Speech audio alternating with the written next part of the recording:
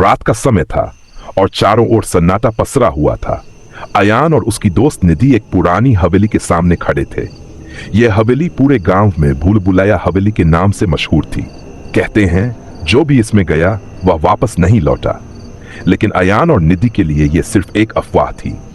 क्या तुम्हें यकीन है कि हम अंदर जा रहे हैं? निधि ने कांपती आवाज में पूछा। अयान ने मुस्कुराते हुए कहा, अरे डरने की कोई बात नहीं है, ये सब लोगों की बनाई हुई कहानियां हैं यार। चलो अपन सच का पता लगा। दोनों ने टॉर्च जलाई और अंदर कदम रखा। हवेली की दीवारें जर्जर थी और हर तरफ मकड़ी के जाले फैले हुए थे। यह जगह तो सच में डरावनी लग रही है, निधि ने फुसफुसाते हुए कहा। जैसे ही वे अंदर बढ़े, एक अजीब सी आवाज गूंजने लगी। ऐसा लग रहा था जैसे कोई सीढ़ियों से उतर रहा हो। क्या तुमने सुना? निधि ने घबराकर अयान का हाथ पकड़ लिया। हाँ, लेकिन ये हवा की वजह से भी तो हो सकता है ना। चलो आगे चलकर देखते हैं। सीढ़ियों के पास पहुंचने पर उनकी टॉर्च बंद हो गई। ये क्या? अंधेरे में कुछ हलचल महसूस हुई। निधि ने कांपती आवाज में कहा, मुझे लग रहा है हमें वापस जाना चाहिए, ये जगह ठीक नहीं है। हाँ, लेकिन यहाँ तक अब हम आए गए हैं तो आगे चलकर देख ही लेते हैं। बाहर जाना तो बेवकूफ़ी करना है अब। वे धीरे धीरे हवेली के सबसे बड़े हॉल में पहुंचे। हॉल की दीवारों पर अजीब सी आकृतियां बनी थी और बीचों बीच एक पुरानी कुर्सी रखी थी। तभी अयान ने देखा कि एक परछाई हिल रही थी। निधि, वो देखो, वहां पर कोई है। कौन? यहां तो कोई नहीं था, निधि ने डरी हुई आवाज में कहा। अचानक कुर्सी खुद ब खुद हिलने लगी। दोनों घबरा गए। ये कैसे हो सकता है? हम यहां से चलते हैं, यह जगह सच में भूतिया है, निधि ने रोते हुए कहा।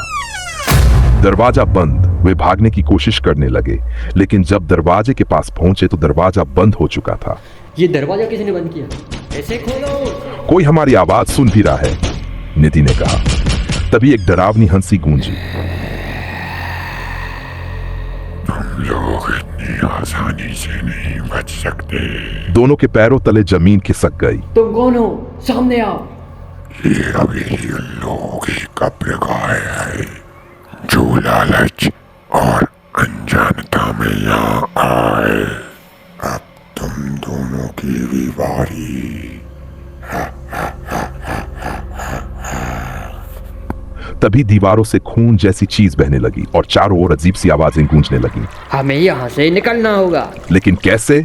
दरवाजा बंद है, निधि ने डरते हुए कहा। अचानक निधि के पैर के नीचे की जमीन हिली और वह नीचे गिरने लगी। अयान, मुझे बचाओ, उसने चीखते हुए कहा। अयान ने उसे पकड़ने की कोशिश की, लेकिन वह भी उसके साथ नीचे गिर गया। वे दोनों एक अंधेरी सुरंग में गिर गए।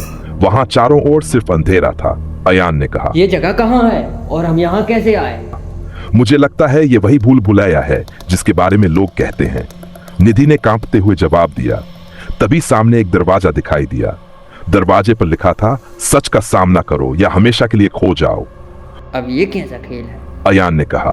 शायद इसे ही खोलकर हम बाहर निकल सकते हैं, ये हमारी आखिरी उम्मीद है।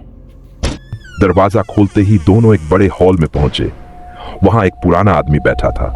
तुम लोग क्यों आए हो यहाँ? उसने गहरी आवाज में पूछा।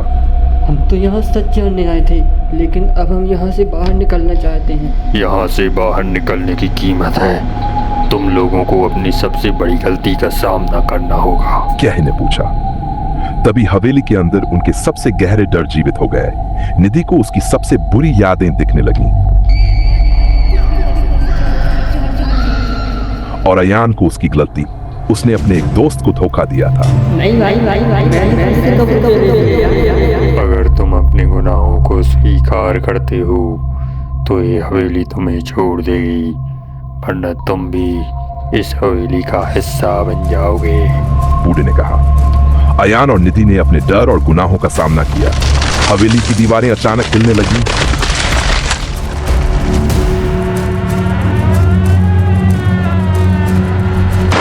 और दरवाजा खुद ब खुद खुल गया।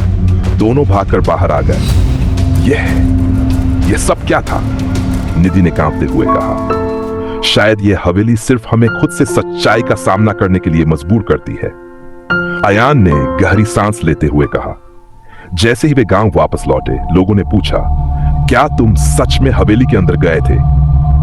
अयान ने सिर्फ इतना कहा, जो हमने वहां देखा उसे शब्दों में नहीं बता सकते, लेकिन एक बात पक्की है, वहां सच्चाई छुप नहीं सकती। और हवेली अपने अगले शिकार के इंतजार में अब भी वहीं खड़ी थी।